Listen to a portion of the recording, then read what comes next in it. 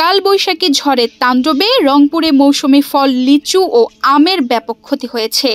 এছাড়া ঝড়ে জেলার বিভিন্ন উপজেলায় ক্ষতিগ্রস্ত হয়ে পড়েছে শত শত বিঘার বোরো ধানের ক্ষেত ও বিভিন্ন ধরনের শাকসবজি।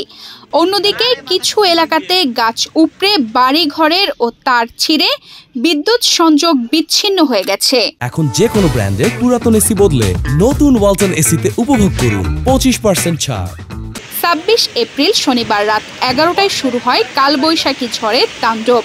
রংপুর মহাসড়ক সহ জেলার তারাগঞ্জ, বদরগঞ্জ, গঙ্গাচড়া, কাউনিয়া ও পীরগাছা উপজেলায় ঝড়ের তাণ্ডব চালায়। কয়েক মিনিটের ঝড়ো হাওয়া ও শিলাবৃষ্টিতে বিভিন্ন মৌসুমী ফল ও ফসলের ব্যাপক ক্ষতি হয়। গতকালকে অনাকাঙ্ক্ষিতভাবে আমাদের এই গঙ্গাচড়া উপজেলার বিভিন্ন ইউনিয়নে ঘূর্ণীয় যে বাতাসের সম্মুখীন হয়, সেখানে বিশেষ করে ঘরবাড়িগুলো বিধ্বস্ত অবস্থার মধ্যে পরিণত হয়। প্রশাসনের পক্ষ থেকে জানানো হয়, কালবৈশাখী ঝড়ে পুরো জেলার ব্যাপক ক্ষয়ক্ষতি হয়েছে।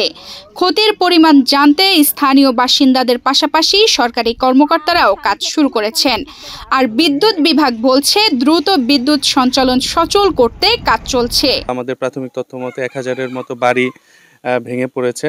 আমরা প্রাথমিকভাবে এখানে আমাদের কাছে যেটা স্টকে রয়েছে যে ঢেউটিন এবং আমাদের যে চাল রয়েছে সেই চাল আমরা বিতরণ করছি এবং একই সাথে আমরা ঊর্ধ্বতন কর্তৃপক্ষকে আমরা চিঠির মাধ্যমে এবং মৌখিকভাবে জানিয়ে। কালবৈশাখীর ঝড়ে শুধু গঙ্গাচড়া উপজেলাতে 1000-এর মতো ঘরবাড়ির ক্ষতি হয়েছে।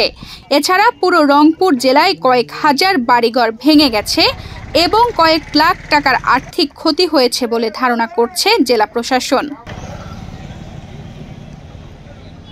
তানজিদা রহমান, ইনায়া, বাংলাদেশ প্রতিদিন।